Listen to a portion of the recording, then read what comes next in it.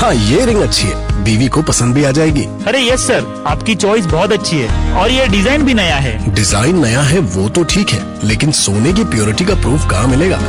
बनिए एक जागरूक ग्राहक। आज ही डाउनलोड कीजिए BIS केयर ऐप। सोना खरीदने से पहले BIS केयर ऐप पर HUID कोड अवश्य वेरीफाई करें। नमस्कार, ये आकाशवाणी चंडीगढ़ है। अब आप रतिका से प्रादेशिक समाचार सुनिए।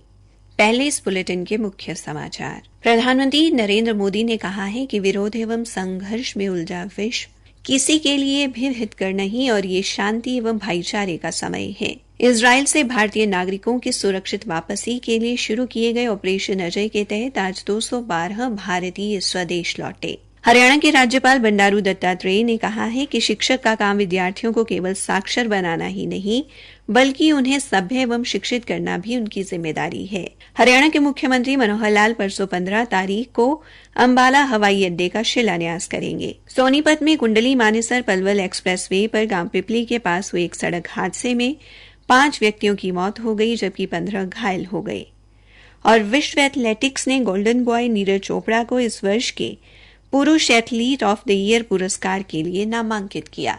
अब समाचार विस्तार से। प्रधानमंत्री नरेंद्र मोदी ने कहा है कि विरोध और संघर्ष में उलझा विश्व किसी के लिए भी हितकर नहीं और ये शांति और भाईचारे का समय है। आज नई दिल्ली स्थित यशोभूमि में G20 देशों के संसदीय पीठासीन अधिकारियों के सम्मेलन P20 को संबोधित करते हुए श्री मोदी ने कहा कि खंडित विश्व कभी भी वर्तमान चुनौतियों का समाधान नहीं कर सकता।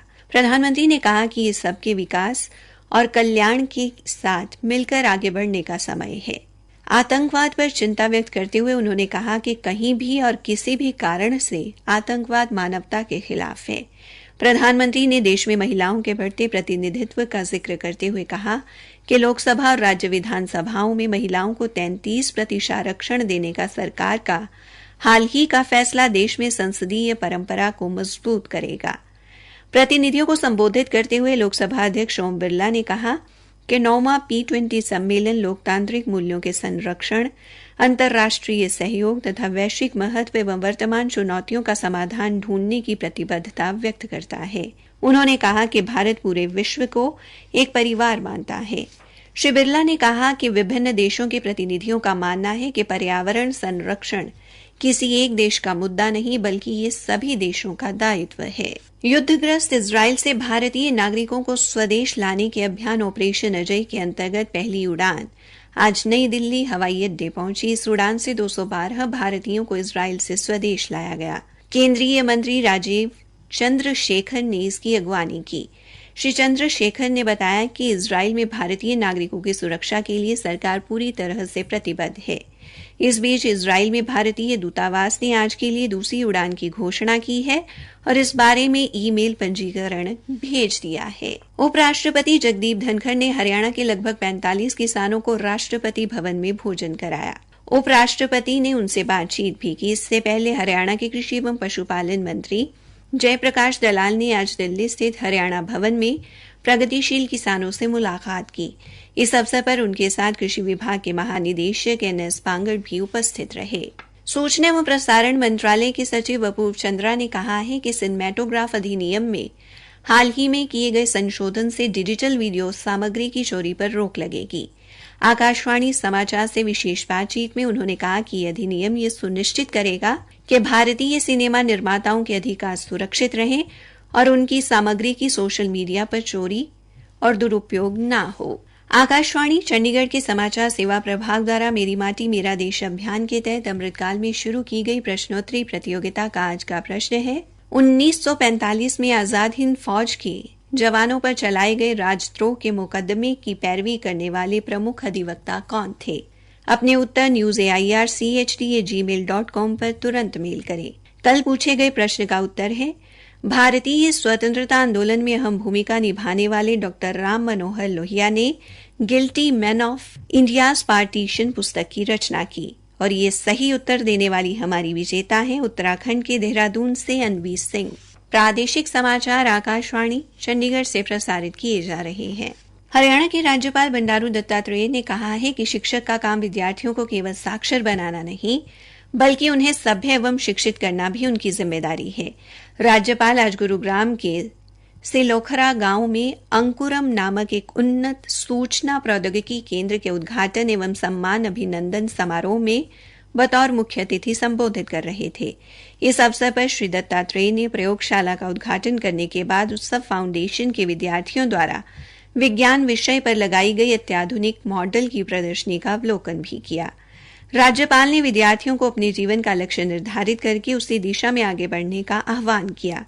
इस अवसर पर उन्होंने कार्यक्रम में उपस्थित सामाजिक संस्थाओं के गणमान्य व्यक्तियों से भी सीधा संवाद किया। हरियाणा के मुख्यमंत्री मनोहर लाल परसों 15 अक्टूबर को अंबाला हवाई अड्डे का भूमि पूजन और शिलान्यास करेंगे। एक सरकारी प्रवक्ता ने बताया कि मुख्यमंत्री परसों अंबाला जिले के शहजादपुर में दोपहर 12:30 बजे जनसंवाद कार्यक्रम में भागीदारी करेंगे और अंबाला हवाई अड्डे का भूमि पूजन तथा शिलान्यास करेंगे। इससे पहले वो सुबह 11 बजे पंचकुला जिले के बरवाला स्थित राजकीय वरिष्ठ माध्यमिक विद्यालय में जनसंवाद के दौरान लोगों की समस्याएं सुनेंगे और मौके पर ही उनके निवारण के लिए अधिकारियों को निर्देश देंगे। प्रवक्ता के अनुसार मुख्यमंत्री 16 अक्टूबर को सुबह 9 बजे कैथल शहर के महाराजा सूरजमल जाट कॉलेज स्टेडियम में लोगों से जनसंवाद करेंगे।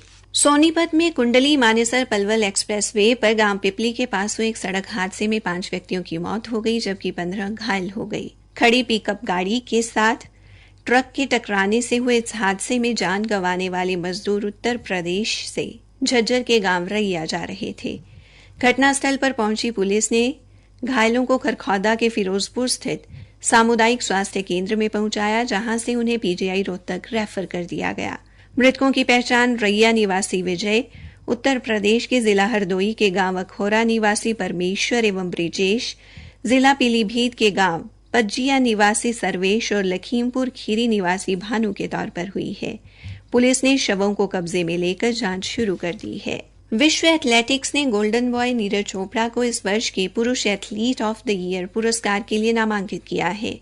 भाला फेंक खिलाड़ी नीरज ओलंपिक और विश्व चैंपियनशिप के स्वर्ण पदक विजेता है। विश्व एथलेटिक्स ने एक बयान जारी कर नीरज के नामांकन की घोषणा की है। हरियाणा विद्यालय शिक्षा बोर्ड ने प्रवेश वर्ष 2020-22, 2021-23 एवं 2022-24 में ली गई डीएलएड की प्रथम एवं द्वितीय वर्ष तथा वर्ष 2016 से 2019 में हुई मर्सी चांस की परीक्षाओं का परिणाम घोषित कर दिया है। विद्यार्थी बोर्ड की वेबसाइट www.bsch.org.in पर अपना परिणाम देख सकते हैं। बोर्ड के अध्यक्ष ने बताया कि हरियाणा शिक्षक पात्रता परीक्षा 2 एवं 3 दिसंबर को आयोजित की जाएगी। इसके लिए सरकार से अनुमति मिल गई है। हरियाणा के पर्यावरण, वन एवं वन्यजीव विभाग के अतिरिक्त मुख्य सचिव विनीत गर्ग ने सेवा का अधिकार अधिनियम के तहत आने वाली सेवाएं निर्धारित समय अवधि में नागरिकों को देनी सुनिश्चित करने के निर्देश दिए हैं। वे आज फतेहाबाद के लघु सचिवालय में अधिकारियों की बैठक की अध्यक्षता कर रहे थे। उन्होंने जिले में चल रही विकास परियोजनाओं सहित स्वास्थ्य, शिक्षा एवं सामाजिक क्षेत्र में चल रही कल्याणकारी योजनाओं एवं सेवाओं की समीक्षा करते हुए अधूरे पड़े कार्य पूरे करने की हिदायत दी। अंत में मुख्य समाचार एक बार फिर। प्रधानमंत्री नरेंद्र मोदी ने कहा है कि विरोध एवं संघर्ष में उलझा विश्व किसी के लिए भी हितकर नहीं और ये शांति एवं भाईचारे का समय है। हरियाणा के राज्यपाल बंडारू दत्तात्रेय ने कहा है कि शिक्षक का काम विद्यार्थियों को केवल साक्षर बनाना ही नहीं बल्कि उन्हें सभ्य एवं शिक्षित करना भी उनकी जिम्मेदारी है। इसी के साथ ये समाचार बुलेटिन समाप्त हुआ।